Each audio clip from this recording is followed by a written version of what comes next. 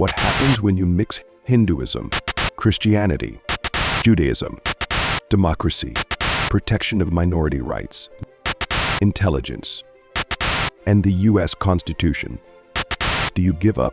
No, it's not pluralism. The correct answer is Kamala Harris. Greetings. In today's video, we continue our study of the Bible and how Christian views intersect with contemporary issues by focusing on Vice President Kamala Harris' understanding of faith. In today's increasingly diverse and politically charged landscape, the intersection of personal faith and public service remains an important aspect in evaluating leaders.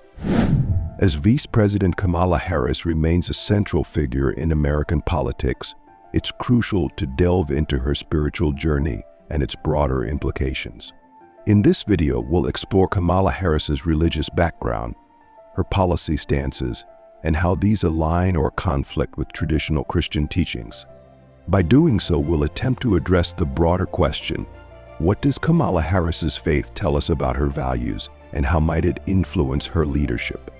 Kamala Harris's religious upbringing is a rich tapestry woven from multiple influences. Born in Oakland, California in 1964 to an Indian mother and Jamaican father, Harris was introduced to multiple faith traditions from a young age.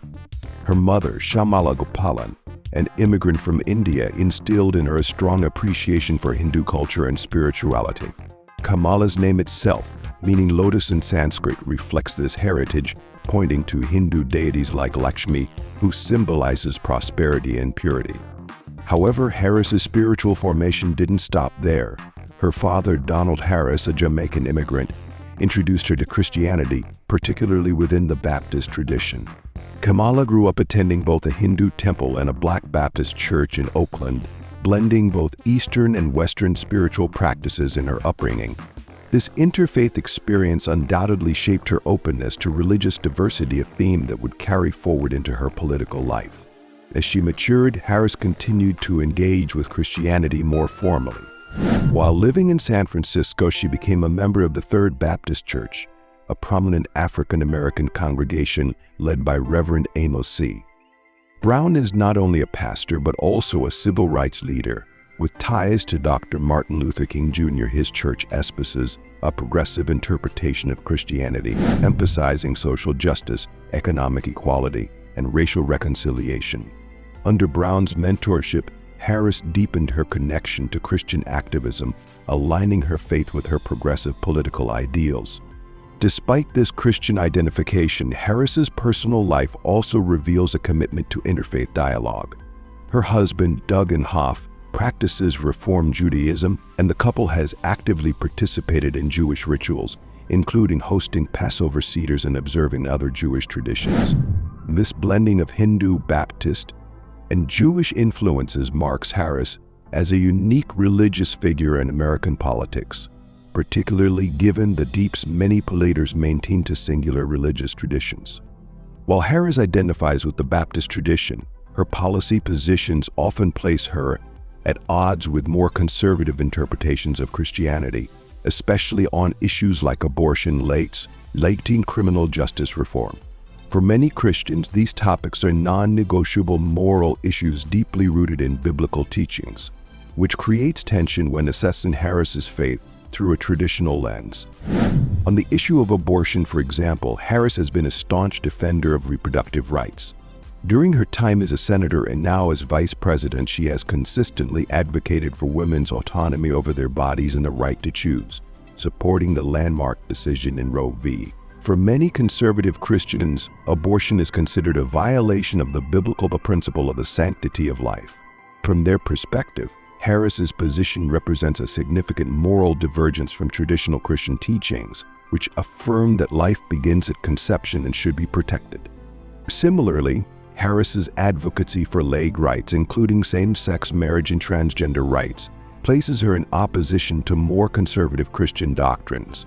The Baptist tradition, especially in its more conservative branches, has historically opposed same-sex marriage, citing biblical passages that define marriage as a union between one man and one woman.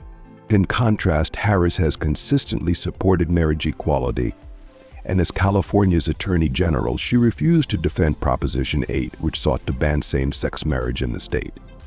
Perhaps one of the most controversial aspects of Harris's progressive stance is her support for transgender rights, particularly her advocacy for government funding of gender reassignment surgeries, including for undocumented immigrants and incarcerated individuals. For many Christians, these policies are seen as incompatible with their understanding of human identity as being created male and female, the image of God. Harris's support for such policies reflects a broader trend in liberal Protestantism, which emphasizes inclusivity and social justice, often at the expense of more traditional moral teachings. The divide in how Christians view Kamala Harris is emblematic of a larger schism within American Christianity. On one side, many progressive Christians see Harris as an embodiment of Christian values such as compassion, justice, and the defense of the marginalized. Her policies on immigration, healthcare, and criminal justice reform resonate with those who interpret the Bible through a social justice lens, focusing on passages that call for the care of the poor, the stranger, and the oppressed. Matthew 25:35-40, James 1:27. On the other side, many conservative Christians struggle to reconcile Harris's progressive stances with what they consider non-negotiable moral issues. For them, faithfulness to biblical teachings on life, marriage, and human identity takes precedence over policies related to social justice or economic reform. This tension reveals a fundamental difference in how different branches of Christianity interpret the Bible and apply it to public life. It's important to note that this divide is not unique to Kamala Harris. Throughout history, political figures with diverse religious backgrounds have faced scrutiny from different Christian communities.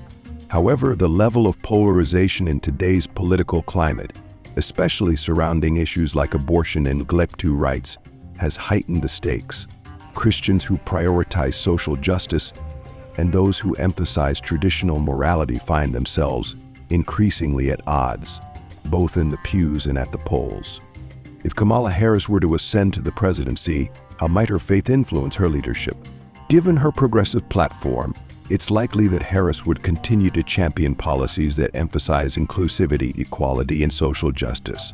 Her Christian faith, while sincere, would likely manifest in a form of public service that aligns more with the liberal Protestant tradition than with conservative evangelicalism. This raises the question, can a leader like Kamala Harris bridge the gap between these two divergent streams of Christianity? Historically, presidents have appealed to a sense of shared American values, often invoking religious language to unite the nation. Barack Obama, for example, frequently referenced his Christian faith while advocating for progressive policies, emphasizing themes of hope, unity, and redemption. However, the growing polarization in American politics makes such a task increasingly difficult. For conservative Christians, Harris's policies on abortion, marriage, and gender identity are likely to remain sticking points. These issues are seen as central to the Christian moral framework, and any deviation from traditional teachings is viewed as a serious concern. In contrast, progressive Christians may see Harris as a leader who embodies the teachings of Jesus in a modern context, particularly in her commitment to social justice and the defense of the marginalized. Ultimately, the church has a critical role to play in navigating the complexities of faith and politics in the 21st century. As Christians, we are called to engage with the world in a way that reflects the love and truth of Christ, even when we disagree with political leaders or their policies. Whether one supports or opposes Kamala Harris, the church must be a place where difficult conversations can happen in a spirit of humility and grace. At the same time, the church must also be vigilant in upholding biblical truth. As the Apostle Paul warned in his letters, false teachers and doctrines will arise, leading people away from the true gospel. 2 Timothy 4:3-4. So in a culture that increasingly prioritizes individual autonomy and social acceptance over biblical morality, the church must remain rooted in Scripture, while also engaging with the broader society in a way that reflects the love and justice of God. In conclusion, Kamala Harris's faith journey is a reflection of the diverse and complex spiritual landscape of America. Her religious background, policy positions, and leadership style reveal a progressive interpretation of Christianity that resonates with many but challenges others. As Christians, we must engage with these differences thoughtfully, always seeking to reflect Christ's love while standing firm in our convictions. In the end, our hope is not in any political leader, but in the sovereign God who rules over all. Kamala Harris's faith and political positions represent a complex intersection of personal spirituality and public policy that highlights the broader tension within American Christianity. Her upbringing in a diverse religious environment exposed to Hinduism, Christianity, and Judaism shaped a worldview rooted in inclusivity and interfaith dialogue. This background influences her progressive political stance, which resonates with Christians who prioritize social justice, equality, and compassion. So at the same time, her positions on contentious issues such as abortion, LGBTQ rights, and gender identity place her at odds with more conservative Christians who see these topics as central to biblical morality. Harris's faith appears to align more with liberal Protestantism, a tradition that emphasizes the importance of defending marginalized communities and advocating for social change. Her policies reflect these values, particularly her support for reproductive rights, marriage equality, and broader inclusivity in gender identity policies. For progressive Christians, Harris's advocacy for the poor and marginalized is seen as embodying the teachings of Jesus, specifically those passages that focus on caring for the needy and oppressed. On the other hand, conservative Christians view Harris's policies as diverging from what they believe are foundational biblical teachings. The divide reflects a broader schism within American Christianity itself, where social justice and traditional morality are increasingly seen as incompatible by different factions. This highlights the growing challenge for political leaders to bridge these opposing perspectives, particularly in a country where faith continues to play a significant role in shaping public discourse. Looking forward, Harris's faith might influence her leadership style through an ongoing commitment to social justice and inclusivity.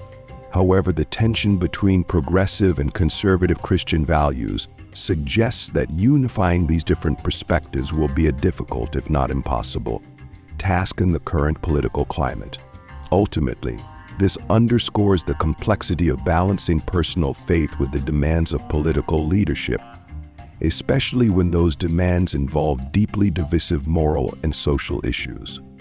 The challenge for Christians will be to engage in these discussions thoughtfully, balancing compassion with conviction, while recognizing that true hope and unity lie beyond political divisions. If you found this discussion about Kamala Harris and her relationship with faith insightful, I invite you to subscribe to the channel for more in-depth content on faith, politics, and culture. Your voice matters. Leave your thoughts in the comments below about how you view Kamala Harris's positions from a Christian perspective. Let's engage in a thoughtful conversation about the intersection of faith and leadership.